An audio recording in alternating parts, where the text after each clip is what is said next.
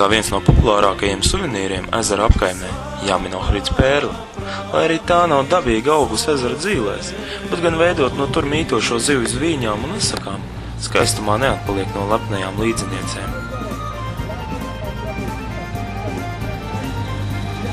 Ezera lieganie salūdens viļņi skalojas 30 km garā un 15 km platā, kalnu ieskautā ieplakā uz Maķedonijas un Albānijas robežas.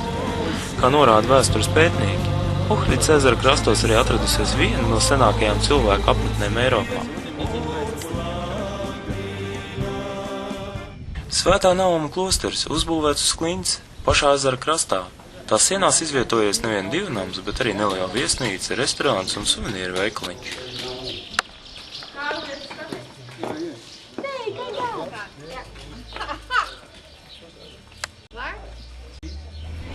No Svētā Nauma klostera dodamies arvien augstāk kalnos.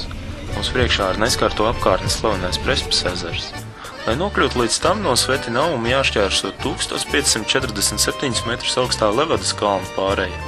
Ja Ohrids krastos joprojām ir gaišs un saulains, tuvojoties kalnu virsotnēm gaiss paliek arvien mitrāks un dūmkaināks. Te mūsu atpūtas vietu šķērso kāds neliels lietus mākonīts, te cits viņa līdzinieks paslīd garām mūs neaizķērs. Sasniedzot Levadas pārējas augstāko punktu, mēs atsidzēmies jaunā, baltā realitātē. Realitātē, kur zudus atbalsts, bet būtnes un priekšmeti, kas atrodas tālāk par metriem 10, saplūst ar visapkārt esošo baltumu. Tā nav migla. Tas ir liels un pūkains gubu mākonis. Sajūtas var salīdzināt ar tām, kas bērnībā radās skatoties filmiņu par Ezīti un Lācēnu. Draugiem, kuri viens otru bija pazaudējuši spēcīgā miglā. Mūsu skatus ar savu pirmatnējo burvību pārņem Prespe. Nedaudz mežonīgais, bet skaistais ezers.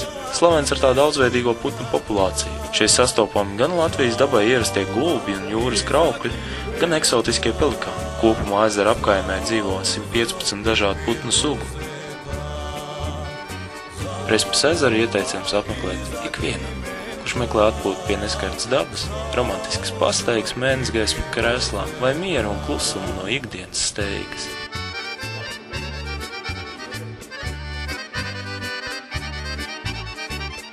Izvēlamies papusdienot Otešavas ciema restorānā, pašā ezera krastā, vērojot mierpilno jūras kraukļu meditāciju un pelikānu slaidos lokus zivju meklējumos.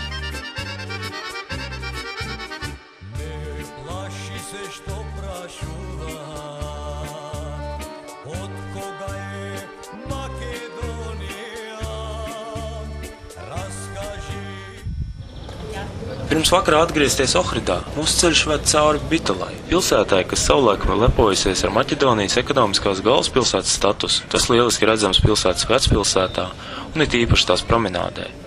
19. gadsimta un 20. gadsimta sākumā celtie un jūgenstila motīvos ieturētie nami viens otru pārspēja greznībā un izsmalcinātībā. Ik viens vietējais tirgotājs savulaik uzskatījis par godu pienākumu uzbūvēt namu, kas savā skaistumā un elegancē pārspēt tuvākā apkārtnē esošās celtnes.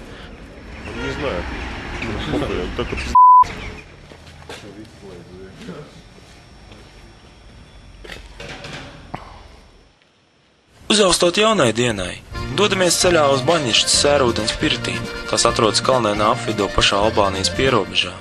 Neskatoties uz to, ka joprojām atrodamies Maķedonijā, mobilais tālrunis jau sveicina Albānijā. Šeit nav iespējas izvēlēties kādu no Maķedonijas teleoperātoru piedāvātajiem pakalpojumiem. Šī tiešām ir noslēgta vieta, kur izbūvēta sēravota ārstnieciskā sanatorija. Es sajūtu, ka esam nonākuši valsts sociālistiskajā pagātnē. Izskatās, ka kopš tā laika te nav mainīsies ne apdare, ne mēbeles.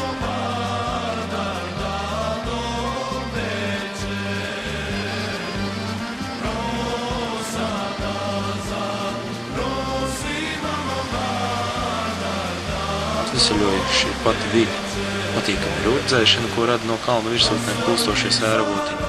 Skats, kas paveras lūkojoties uz tuvējo kalnu virsotnēm, lejā esošo ielai. Patīkama sajūta un labu domu pārņemti. Varam turpināt savu ceļu.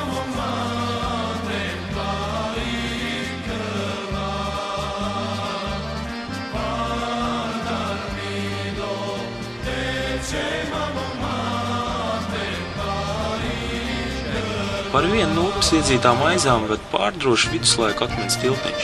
Saskaņā ar leģendu mednieku vajātais un ievainotais briedis šajā vietā lecis pāri Garskas upē, bet iekritis tajā un miris upes otrā krastā. Par godu brieža drosmei un veiksmīgām medībām vietējais otomāņu kungs pavēlējis uzcelt brieža lēcienu tiltu. No 14. gadsimtā celtā tiltiņa pavērs brīnišķīgs skats uz leju traucošās upes straumu un apkārt esošo mežu kalnu virsotnē.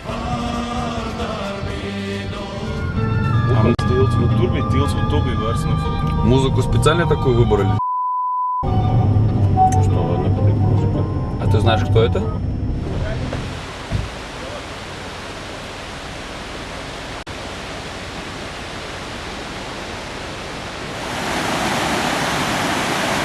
Сними меня на мой фотоаппарат, что ничего не видно.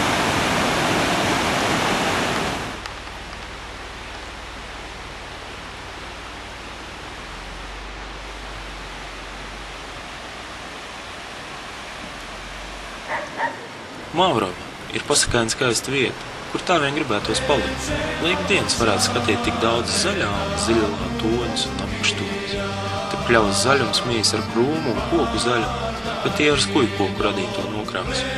Ar zāli pieauguši celiņu malās sprotas ārā prāvas meža zemenes, daudz neatpaliktams no dažas labas dārza ciltsmāsas.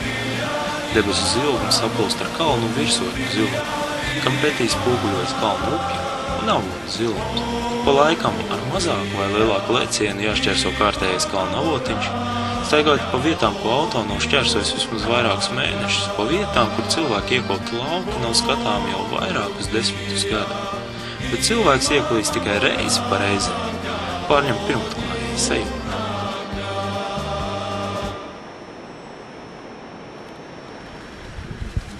Vienā no Ohridas ezera nostūriem pašā Albānijas pierobežā atrodas Radaždas ciems. Radažda ir slavena nevien ar saviem izcilajiem zivju restorāniem, bet arī ar klintīs izcirstu alu baznīcu un seno romiešu lielceļa Via Ignatie posmu. Svētā Erceņģeļa vārdā nosauktā baznīciņa atrodas pašā ciemata sākumā un tikai nedaudz atšķiras no sarkanīgās klintas stāvās sienas. Ar skatu uz ezeru izbūvētās lūkšana vietas priekšpusē esošās klintas sienas apgleznotas ar freskām, attēlojot bībeliskus sižetus fresku varoņi nolūkojas ikvienā atnācējā. Baznīciņas durvis ikdienā ir slēgtas. To atslēgas var saņemt turpat lejā esošā krogā Dvabis sērā pie krodznieka. Par uzticēšanos atnācējiem liecina kaut vai fakts, ka dievnamā brīvi pieejams vairākas ikonas, citu reliģisko rituālu priekšmetu un ticīgo saziedotā naudiņa. Dievnam sienas un griestus rotā senas freskas, bet gaisu piesātinājis kūpojuši skalu un sveču dūmaks aromāts. Savukārt Radaždas ciema otrā galā viena no nelielām ieliņām ved augstāk kalnā uz seno rielmiešu lielceļu posmu. Via Ignatī. Pavisam drīz ceļš kļūst nešķērsojams autotransportam un ikvienam interesantam tālāk jādodas kājām. Abās pusēs ceļam parādās rūpīgi veidots akmens valnes, apmali, bet zemes segumu nomaina rūpīgi veidots dolomīta bruģis. Tādu mēs atklājām Maķedoniju. Valsti, kas sevī slēp tik daudz skaistu un interesantu. Līdz nākamajai reizei Balkānu pērli.